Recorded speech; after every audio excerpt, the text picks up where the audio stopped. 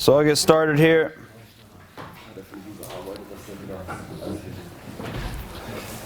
If you've ever seen me talk before, you've seen me talk about this stuff a lot. So it could be a review for you, some of you guys.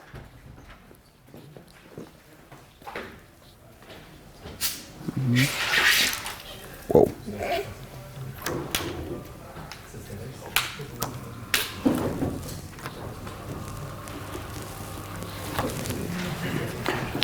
Okay, so I'm just going to talk about developing national quarterbacks. If at any time you guys got any questions, want to jump in or anything like that, especially since we're this group here, no problem. All right. So just a quick deal on me is, I came here to play for Schwabish Hall as quarterback a while ago in 2005. Coached there for a little bit. Moved to Vienna, coached in Vienna for 3 years. Came back to Germany, been in Schwabish Hall ever since, and have been, since this past offseason, head coach of the Unicorns. Okay, I'm a big national quarterback guy. In Vienna, we had a national quarterback. In Schwabish Hall, we have a national quarterback, and as long as I'm there, I'll do everything I can to try to continue on that path. Having seen these videos, when you watch these videos and things like that, these are obviously both talented guys, but I think we've done some things to help develop them over the years.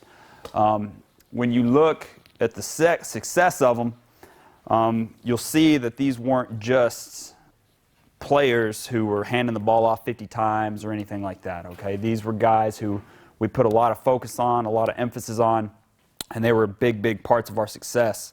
When you look at Chris Gross with the Vikings, you see he was a AFL Offensive Player of the Year, Austrian Bowl MVP, Austrian Football League Player of the Year, Euro Bowl Final Most Valuable Player, won the Euro Bowl, won 2 Austrian Bowls, led us to a perfect season. And then when you look at his 2013 pass statistics, 3,400 yards, 43 touchdowns. So, you see he was a very successful guy, at a high level. And then in Schwabish Hall, take a look at Marco, 2014 European champion, European Championship MVP, 3 German Bowl finals in a row, a Euro Bowl final, 2015, 2016 leading passer. And if you look at his last 2 seasons, in 15 he threw for 5,000 yards and 66 touchdowns. This past season he threw for 4,300 yards and 62 touchdowns. Okay, the stats and all those kind of things, they don't matter that much. It tells a little bit of a story, but the main story I like that it tells, it shows, is we put stuff on these guys. Okay, it's not that we're not babysitting or anything like that. We expect just as much out of them as we do bringing over an import quarterback. There's no difference. Okay, and now I'll talk about what I feel are the biggest things for a quarterback's individual success, but along with your program and developing these national quarterbacks. Okay, as soon as you decide to go for a national quarterback, and when you get to, a little bit lower levels and stuff, that's what you're going to do. If you're not going to bring over any imports, you're going to have a national quarterback. But for like a GFL level or Austrian Football League team, the first thing you got to understand what it means for the entire program and where to direct the pressure. Okay, for me, I'm extremely big on directing the pressure as much as I can off to the rest of the offense and the rest of the team. Okay, I will put a ton of emphasis and stress on wide receivers, running backs, and offensive linemen. Okay, I will make double sure that these guys understand how important it is for them to do their jobs and to do it well.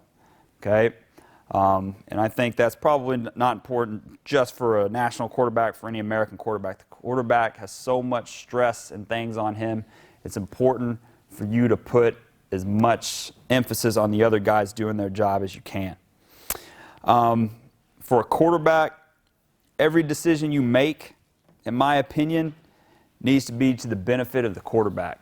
So it doesn't matter what you're talking about, what kind of players you bring in, whether it's receivers or running backs or whoever it is, you need to make every decision based on, is this good for my quarterback or is it not? Period. Okay? And I'm talking about scheme as well. Never will it come, or almost never will there come a time where I'm wanting to install something or do something, and my quarterback comes to me and says, I'm not comfortable with this, I don't love this, and if that happens, then that will be out very quickly. I will not force anything on them. that they don't feel comfortable doing, okay? My job as offensive coordinator is to try and put these guys into the best and most comfortable position that I can. There's not another position in all of sports who has as much stress and pressure on their shoulders than the quarterback, and it's your job as a coordinator and a coach to take that off of them as much as possible, okay? So that's kind of one of the biggest themes of this speech probably, okay? There needs to be one person in the program who has the back, okay, of your quarterback. Through thick and thin, okay, no matter what's going on, okay, and no import games and go all in. And what that means is for higher level teams, either you're going to go with this quarterback and this national quarterback or not. So there's a lot of teams that will say, okay, we're going to go with this national QB, but we're going to go ahead and get an import QB or an import receiver who can also play some QB as well, just in case something kind of goes a little wrong. Okay, there's nothing wrong with having a backup and a plan like that, but if you're going to go with him, go with him. Okay, don't be in a situation where he's constantly having to look over his shoulder. Competition's good, okay, but if you're going to go in with him, go in with him. And what I mean by there needs to be one person who has his back, the best analogy or the way I can explain it is this, is because your quarterback has so many eyes on him and things like that, as soon as in a game he throws a pick or something goes wrong or something happens, everybody sees it. If the left tackle does this, it doesn't matter. If the backer does this, people don't see it. But as soon as the quarterback does something like this, everybody sees that. So what happens? The team's offense is pissed, the defense is pissed, the fans are pissed, everybody's upset, right? So as soon as the quarterback comes off the field, okay, if me as his coach and his number one guy next to him, if I flip out and lose it on him, from this point forward, he is now on an island by himself, okay, from that point, okay? Now, for me, that's not something I want or I ever want to have. Yes, I will jump on the quarterback, but it will be very rare, and a lot of times it won't be in game-type situations. It's my job to try and stay as calm with him as I can and create a comfortable atmosphere that he can continue to perform and have success, okay?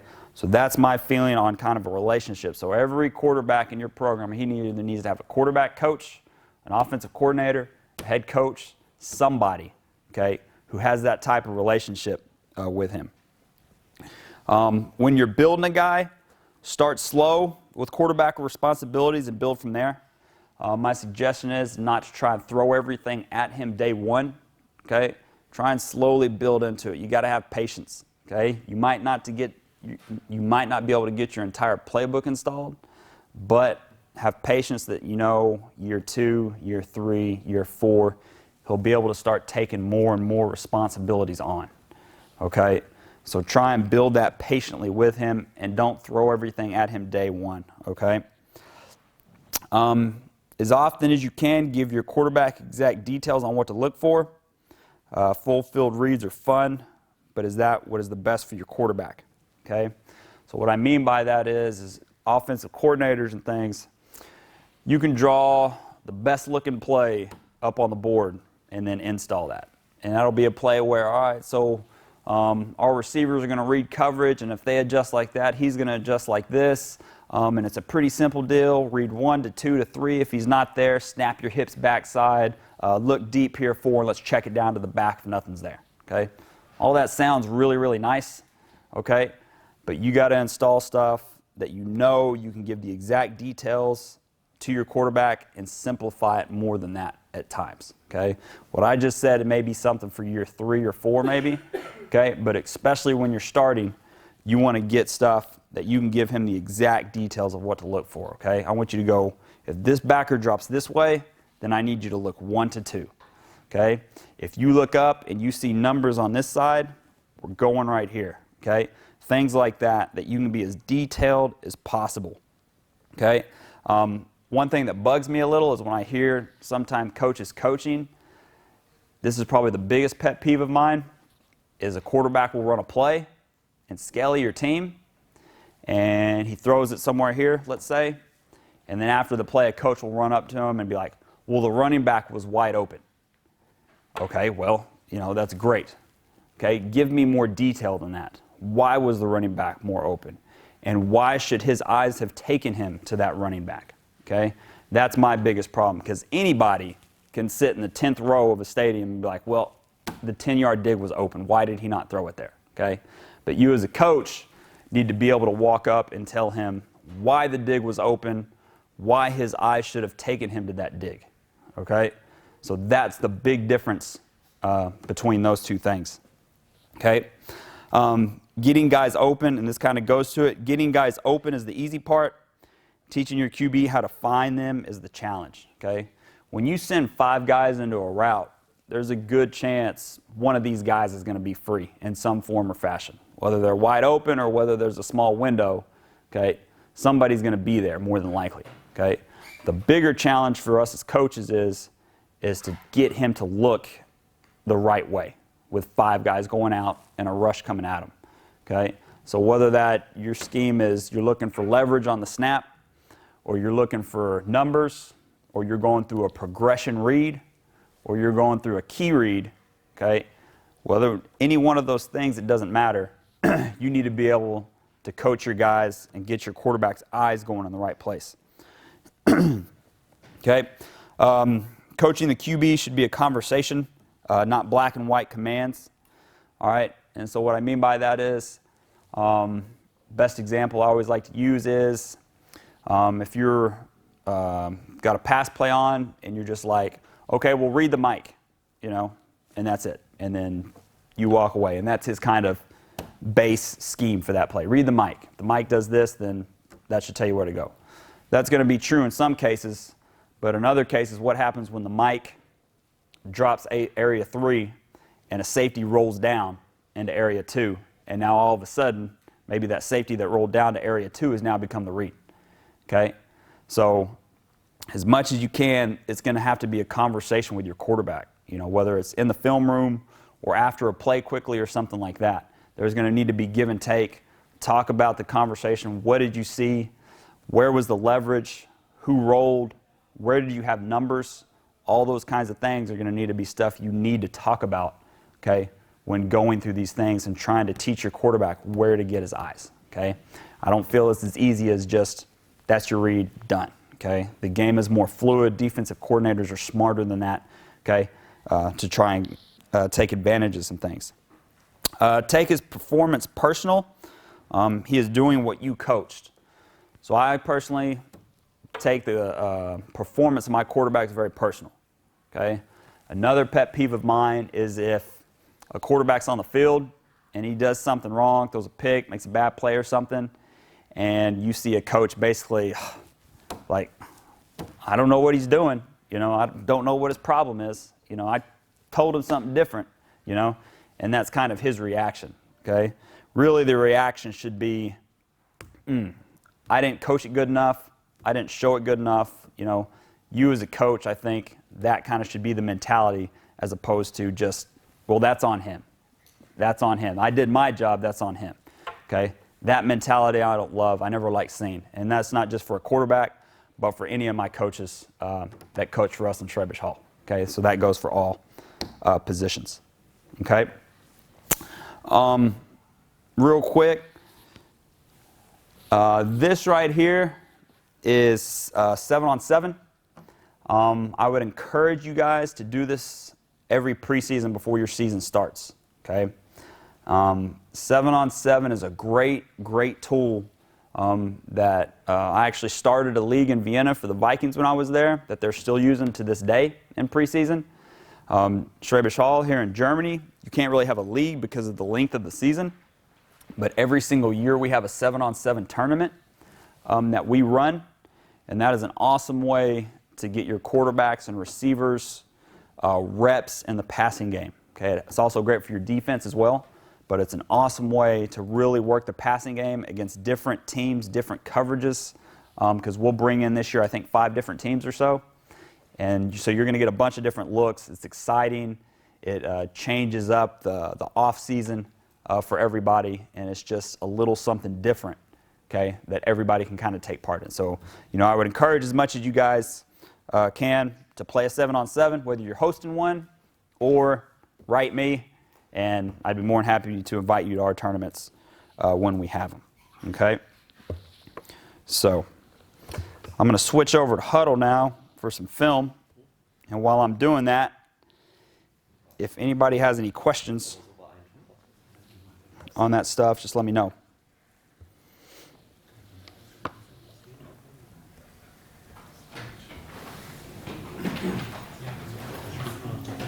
Ja, aber davor muss der dick werden, dass er blocken kann. Ich weiß nicht, ob er Teile spielt, aber ich erweitert auch sind, ich glaube, 17 O-Liner und Basteln.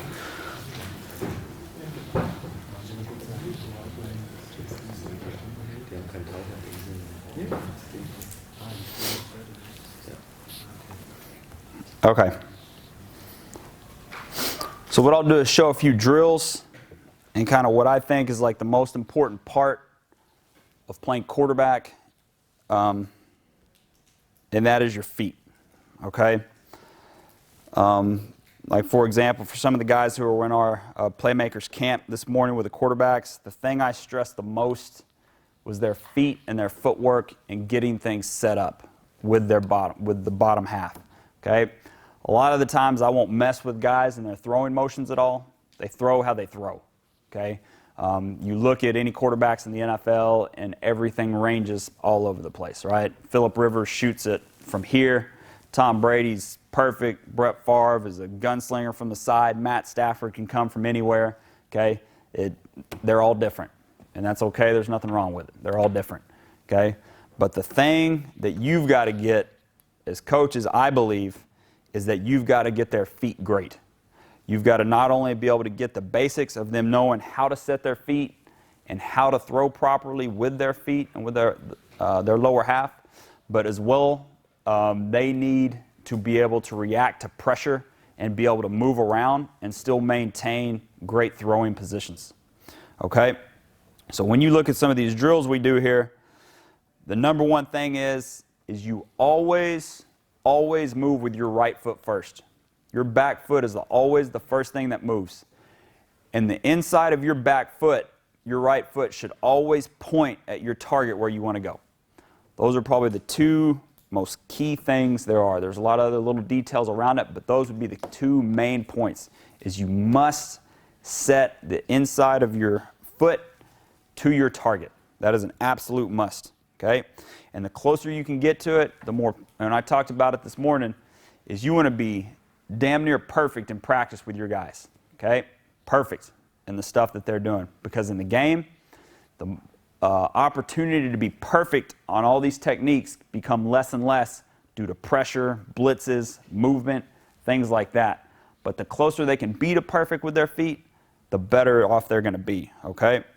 So when you look at these drills right here, you'll look at Marco's back foot and how he's almost always, there's always room for improvement, but he's always moving with his back foot first. For example, here, he dips his shoulder and he goes from this position and he needs one step to get his back foot set and throw.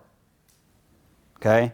And that's the ultimate goal of your quarterbacks, okay, is to be able to move within the pocket and to be able to take as few steps as possible, but still get their back foot and their lower half set in a position that they can deliver a good football.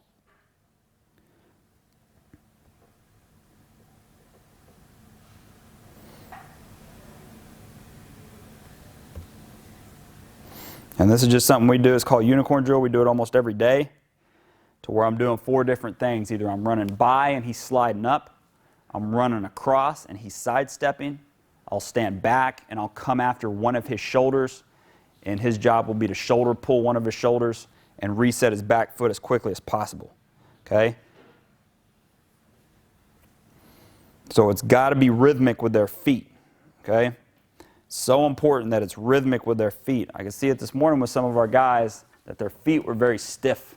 Okay? Anytime you work with new guys on it, their feet are probably very stiff. You've got to loosen those up. Okay? And it's got to become rhythmic back there. And then he steps, and he's able to deliver the ball.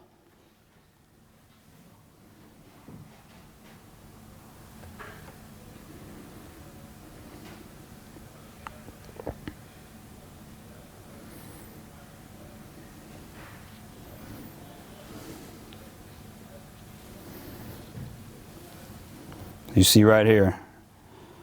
So I come across, and he steps with that 1 foot, just a sidestep pressure. His back foot's pointed at his target. He lets it go, and he's always finishing in a good finish position. I told our guys this morning that when they're warming up, they need to be throwing and finishing in that perfect finishing position. Okay? It ought to look real good. I told them I know that in a game, it's not like you're going to be able to drop back and throw and then just freeze, right? That's not going to happen. But, okay, in practice, you want to do it as much as possible. That way, when you get into a game scenario, it's more and more fluid. Okay? There's another drill we do. Okay? And a lot of the stuff we do is just, like I said, it's about his bottom half of being able to move with his back foot first and have his back foot, the inside sole, set to his target.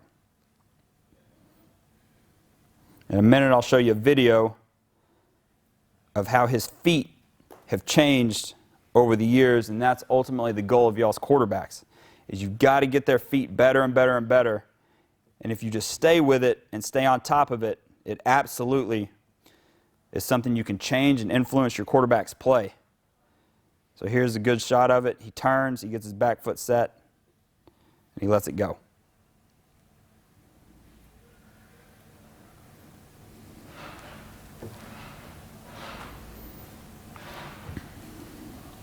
Okay, real quick before I show you some game film.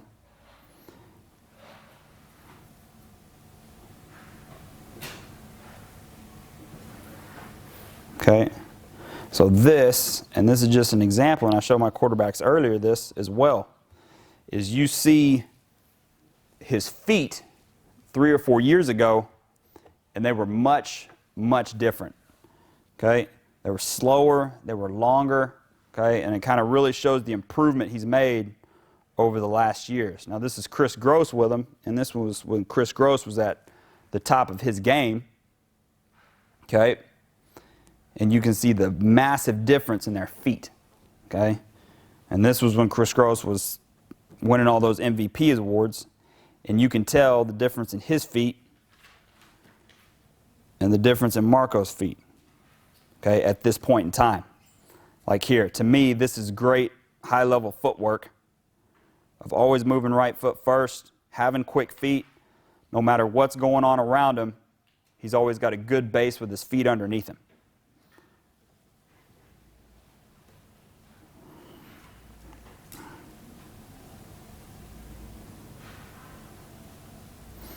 Then you see him move. And also the key is anytime your receiver sees somebody open, or anytime you give a ball call in practice, you want them to be able to, right now, set that back foot right to where they want to go in a great position and let the ball go. Okay? As fast as they can.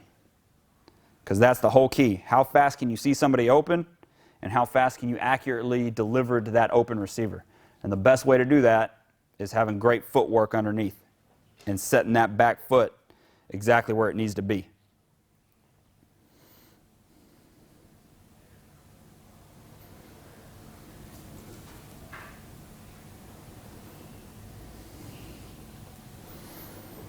Okay, so now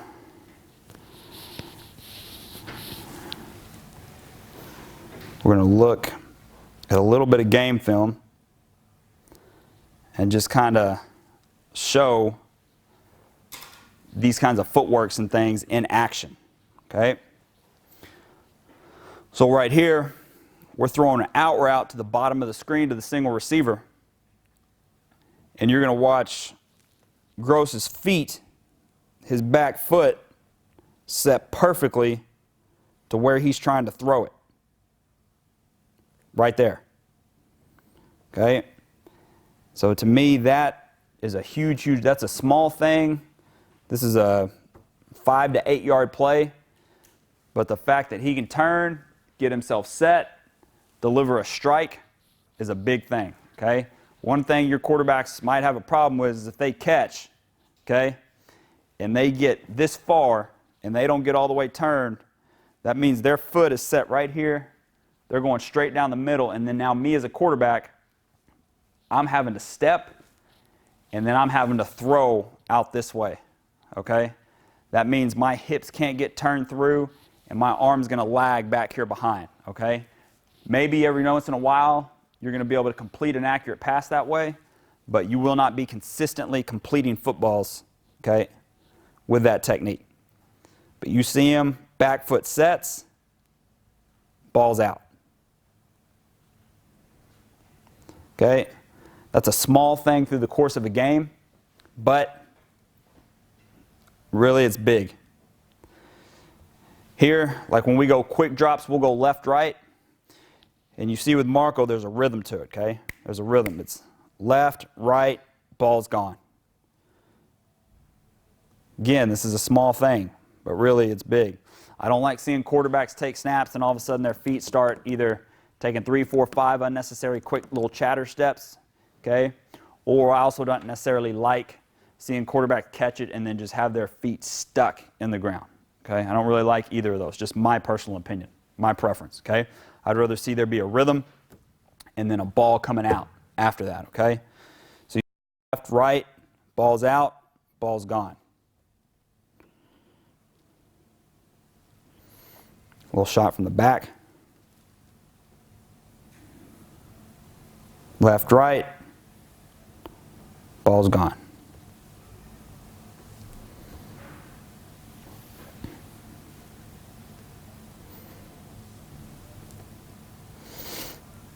Okay, so here we get into our hitch. We're going to hitch, and you see those feet right there. Those feet are perfectly underneath him. He's got a great hitch technique coming out. And then when he comes out of his hitch, his back foot is planted and going exactly where he needs to. And that's what you want to do. I mean, that's a goal as a quarterback, is I'm going to get into my hitch, and hopefully I can keep myself square down the middle, and I'm reading. And once I need to come out, once I come out of my hitch, as soon as I come out, I should, if we're on time with everything, all that needs to happen is my back foot needs to hit the ground to where I want to go, and let's go. Okay? And it doesn't matter where I'm throwing. I don't care if I'm throwing right here, right down the middle, or right here. I should be able to do any one of those things coming out of my hitch with one step that my foot hits, and then it's ready to go. Okay? You don't want your quarterbacks coming out and having to come out of a hitch and having to tap, tap, tap, tap in order to get to that position with their feet. Okay? So this is a good example of it right here, of coming out, foot, gone, strike. Okay? And to me, that's rhythm. That's rhythm with his feet. That's a good hitch. And another reason you want good rhythm with your feet, the way I explain it a lot, is for those of you who know baseball, this is something I always like to use. Like a baseball player, like a hitter will never just step and swing. He'll never just step and swing. A baseball player, a hitter will always, when the pitch is coming, there will be a load phase to what he's doing. He'll load, and then he'll swing. And it's pretty much the same as from a quarterback. So when you come out of your hitch, that's that load phase. You're going to hitch up, you're loading, and then you're coming out. Okay? And another technique that I won't necessarily get into right now is if you're anchoring, which means there's no hitch, which means your foot's just hitting the ground, you're ready to go, there should be a slight hinge to the front foot that's just kind of a loading phase to go. Okay? So there should be some sort of loading phase when you're throwing the football. Okay? Now here's a good example of this one. Kind of a side note is that when you throw a football, it's not so much that you're driving off your back foot, it's more that you're pulling off of your front foot. Okay? When I was always growing up, I always heard coaches say, drive off that back foot, drive off that back foot. Okay? Well, for me, it's not so much driving off the back foot as it is getting that front foot planted and pulling off that front foot. Okay? So we do drills like that, working on this, and this is a good example of seeing Gross here get his feet stuck. He's stuck, and he has to recock right there, but he's got that foot in the ground, and you see him really yank off of that front foot and throws a strike. Okay? So all these little footwork techniques can come into play,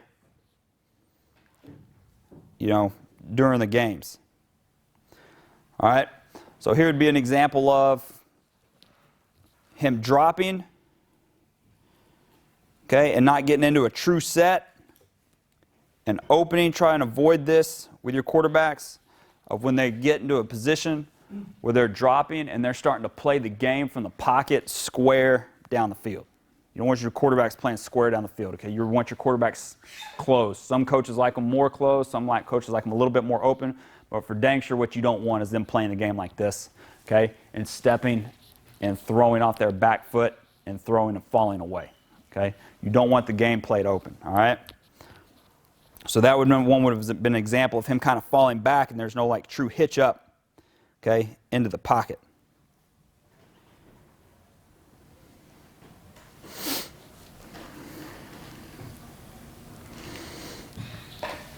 So here we go. Here's coming out of the hitch, drop,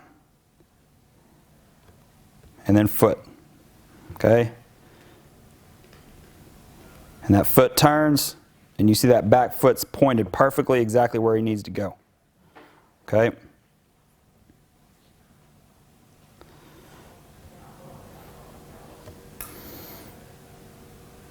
And here's a good one here as well, okay? Like we talked about moving with our right foot first, and we showed a lot of that in these drills. So here's a great one, okay, of him being in the pocket, okay? He's in the pocket right now, and he's getting pressure coming off that front side to him. So he's got a choice. He can turn his shoulders and become a runner, or he can stay within the pocket and still stay a passer. Okay, what he does, by moving with his back foot first, he is able to stay a passer, okay, but still avoid the rush and give himself some space. Okay, I really like this clip because this is a great shot of working with your back foot. Okay, right foot, ball's out.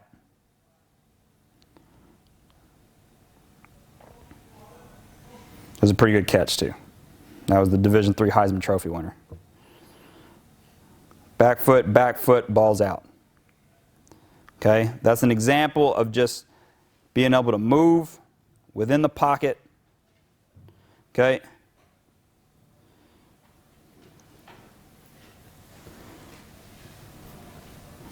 So like Marco here with his feet. Okay. What I love is there's a rhythm to it. He's into his drop, he's into his hitch. His feet, he's got a great base underneath him, and then you see him set that back foot. That little bang right there. That little hop right there to it. Okay, as often as you can, you want that back foot sets. Okay, and he's able to deliver the football.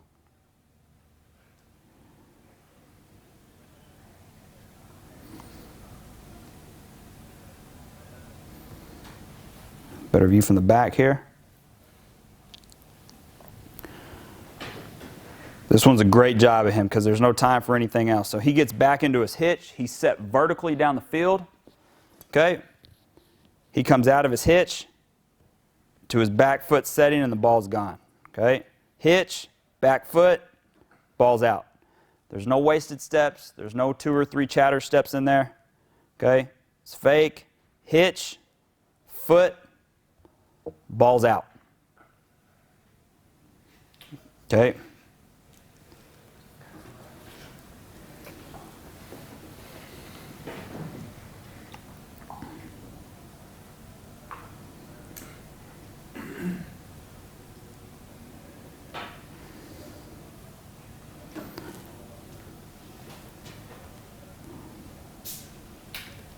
Okay, here's another example of it. Okay, he gets back, and as soon as he's coming out of his hitch, he's getting that right foot set, and he's letting it fly.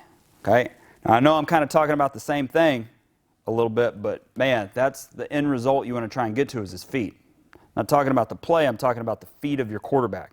Okay, to be able to make sure they can move within a pocket, come out of their hitch, and getting their back leg and their lower half set to exactly where they want to go with the football.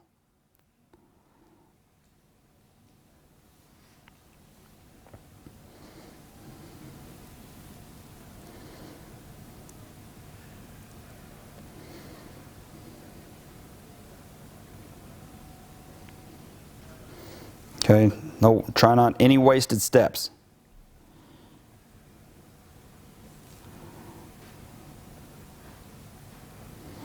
So this one I like because his feet are attached to his eyes.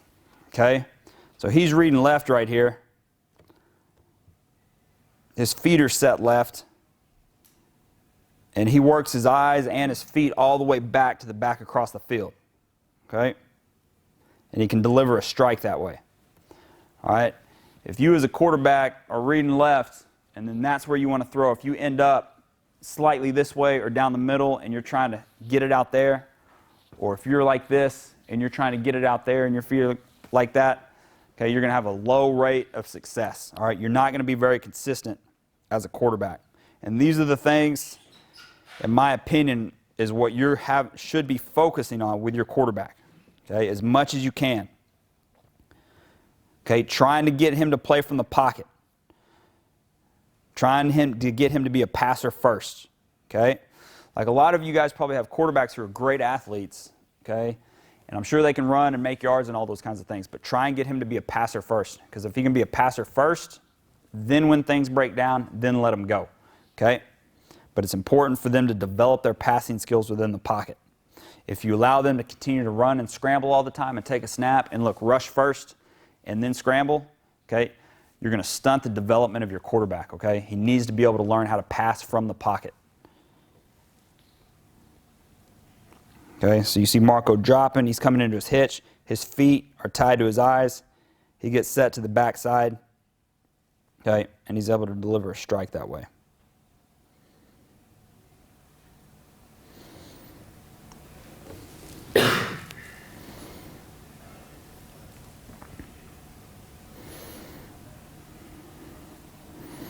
Okay, this one I like a lot, okay, because, let me give you the back view, and let me give you the side view first.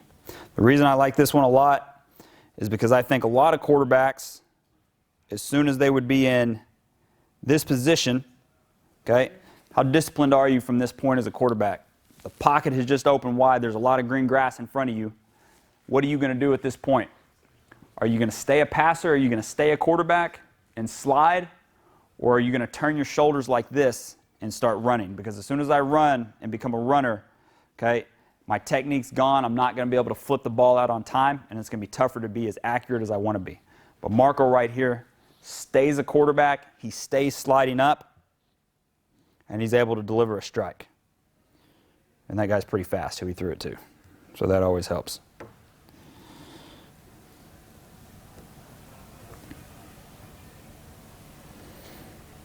Okay, we get a good shot of it here from the back. Right here. He kind of feels a rush from the side, so he kind of gets off the midline a little. But right there, the fact that he stays square, stays a passer, is everything to that play. Because that very easily could have been a 9-yard gain from the quarterback on a run. Very easily. Okay?